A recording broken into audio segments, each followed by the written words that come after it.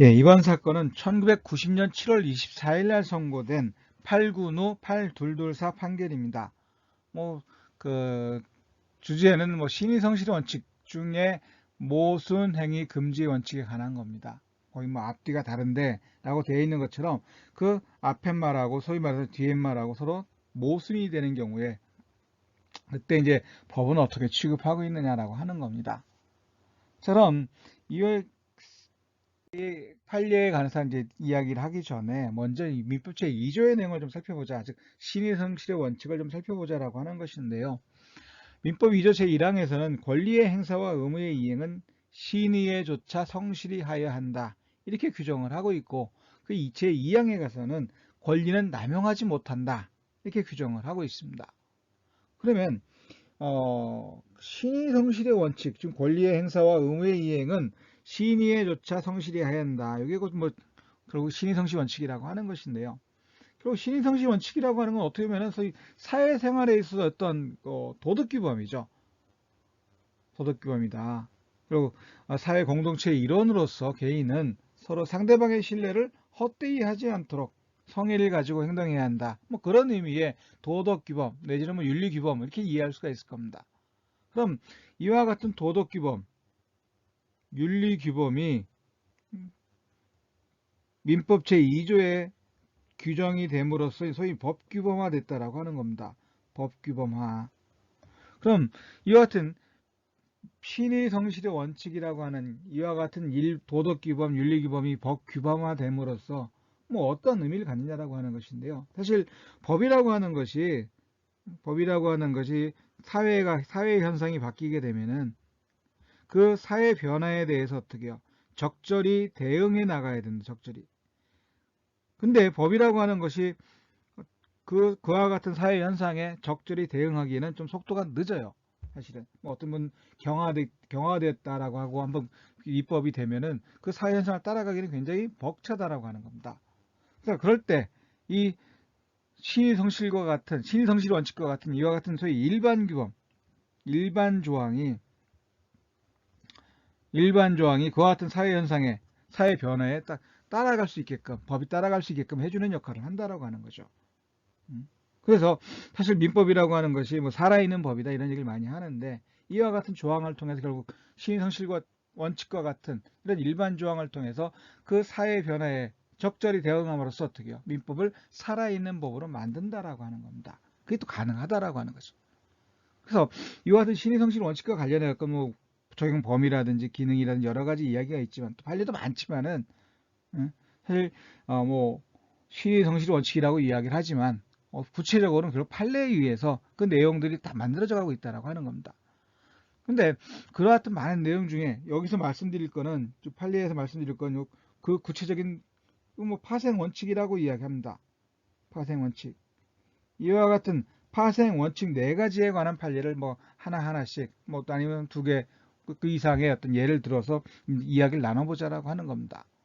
그래서 보통 일반적으로 신의성실 원칙과 관련하고 구체적인 적용, 파생 원칙 이렇게 이야기할 때는 채무 이행에 있어서의 신의성실 원칙이라고 하는 것, 또 모순행위 금지 원칙, 또 사정변경 원칙, 그 실효의 원칙 이와 같은 네 가지를 이야기를 합니다. 네 가지를. 그래서 이번 대상 판결은 822 판결은 모순행위 금지 원칙에 관한 어떤 판결입니다. 그래서 이 판결의 내용을 그러면 이제 하나하나 사실관계부터 하나하나 살펴보자라고 하는 거죠. 그럼 먼저 이 사건의 사실관계를 좀 보자면은요. 그리고 이런 이야기입니다. 서울 구로구에 거주하는 원고가 농지를 매수합니다. 농지를 매수하는데 실제로 원고가 아니라 원고의 부인, 아버지인 B가 농지를 매수하는 거죠. 하지만 이 B는 어떻게 소위 재벌 회장입니다. 재벌 그룹의 회장이기 때문에 당연히 농지를 매수한다라고 하는 생각도 할 수 없죠. 그러니까 이 B가 어떻게 자기 아들인 원고를 내세워서 원고가 농가 또는 자기 농업을 경영할 자격 의사가 있는 것처럼 가정해서 소위 소재지 관세의 증명을 얻어냅니다. 그렇게 해서 이 토지 농지를 매수해서 이 등기까지를 했어요.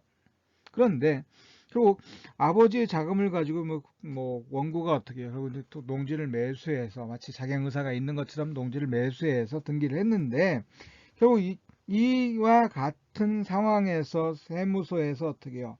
이 실제 이 원고의 이름으로 등기가 되었지만은 요것을 소위 이제 아버지가 자금을 준 것이 아니냐라고 해서 증여로 의제를 하고 증여세를 부과합니다.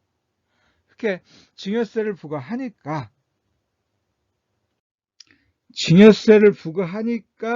이 원고가 이제 딴소리를 하는 거예요, 이 사람이. 증여세 등의 부과를 면하기 위해서 뭐라고 이야기를 하냐면은 사실 난 농가도 아니고 자경의사도 없다. 그래서 결국 이것은 농가도 아니고 자경의사도 없는데 소재지관세 증명을 얻어서 농지를 매수했고 등기를 했기 때문에 이거는 뭐에 농지개혁법에 저촉된다라고 하는 거죠. 따라서 그 등기가 무효다 이렇게 얘기를 하는 거예요. 무효다. 그러니까 증여로 의지해서 증여세를 부과하니까 그제서야 아차 싶어서 이제 어떻게 해요? 나는 농가도 아니고 자경의사도 없기 때문에 이건 농지개혁법에 위반돼서 농지를 매수한 것이다. 따라서 무효다 이렇게 이야기를 하는 겁니다. 자, 이거는 그럼 무슨 이야기입니까? 결국 실제로는 서울 구로구에 거주하면서 토지 부근으로 주소만 이전을 하고 그리고 농가 또는 자경의사가 있는 것처럼 가장해서 소재지관서의 증명을 받아서 이 농지를 매수했고 등기를 했단 말이에요. 그렇게 등기를 해놓고 이에 대해서 결국 어떻게 소위 세무서에서 증여로 보고 의제를 해서 증여세를 부과하니까 그제서야 딴소리 하는 겁니다. 딴소리. 뭐라고? 증여세 등의 부과를 면하기 위해서 나는 농가도 아니고 자경의사도 없었다. 따라서 이건 농지개혁법에 위반되기 때문에 그 등기는 무효다 이렇게 얘기를 하는 거죠. 결국 이 얘기는 앞뒤가 서로 어떻게 모순된다라고 하는 거예요. 선행행위와 먼저 한 행위는 난 농사 지을 거야 라고 해놓고 증여세가 부과되니까 난 농사 지을 의사가 원래 없었어. 따라서 이 등기는 무효야. 이렇게 주장을 하는 겁니다. 그럼 이런 경우에 선행행위는 있다라고 농사 지을 의사가 있다라고 해서 농지를 매수하고 증여로 의지해서 세금이 부과되니까 아니다 라고 하는 거는 어떻게 해요? 서로 모순된다라고 하는 겁니다. 이럴 때 어떻게 할 것이냐? 먼저 한 행위대로 행위 효력을 인정할 것이냐? 아니면 나중에 의사를 그대로 어떻게 해요? 받아들여서 무효로 할 것이냐라고 하는 겁니다.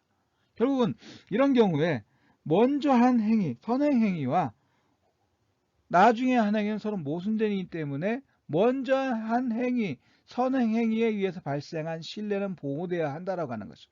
따라서 그에 모순되는 나중에 주장되니까 나중에 행위로 주장하는 것에 대해서는 효력을 인정할 수가 없다라고, 즉 부정할 수밖에 없다라고 하는 겁니다. 이게 곧 모순행위 금지 원칙이라고 하는 거죠. 네, 그러면 모순행위 금지 원칙이라고 하는 것이 적용되기 위해서는 어떠한 경우냐라고 하는 것인데 거기 요건 세 가지를 적어놨습니다. 먼저 한 행위, 선행행위와 나중에 행위, 후행행위가 서로 모순돼야 한다. 그 의미에 대해서 어떻게 더 이상 말씀드릴 건 없는 것 같아요. 두 번째는 신뢰라고 하는 겁니다. 신뢰. 그리고 그 이 선행행위로 인해서 상대방에게 뭐가 발생했다는 거죠? 신뢰가 발생했다라고 하는 겁니다. 신뢰. 이 신뢰는 결국 보호해야 된다라고 하는 거죠. 보호해야 한다. 반대로 이야기하면은 이 신뢰가 보호할 가치가 없다라고 하게 되면 이건 모순행위 금지 원칙 적용할 필요가 없을 겁니다. 보호할 가치가 있는 신뢰가 발생해야 한다라고 하는 거예요. 그리고 그 권리를 행사하는 것이 정의관념에 비추어서 용인될 수 없을 정도가 돼야 한다라고 하는 거죠. 이런 것들이 결국은 이제 모순행위 금지 원칙이 적용되기 위한 요건이라고 하는 겁니다. 예, 이번 판례는 이것으로 마치도록 하고요. 계속해서 이야기를 이어갈 수 있도록 구독, 좋아요 눌러주시면 감사하겠습니다.